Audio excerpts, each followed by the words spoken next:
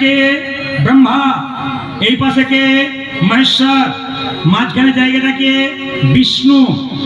এটাকে শাস্ত্রে বলছে গোবিন্দের চরণ।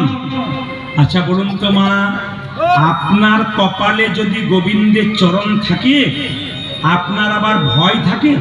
জোরে বলুন, জোরে বলুন। যার কপালে গোবিন্দের চরণ থাকে তার ভয় থাকে? জোরে বলুন হা না না। গোবিন্দের চরণ অভয় চরণ।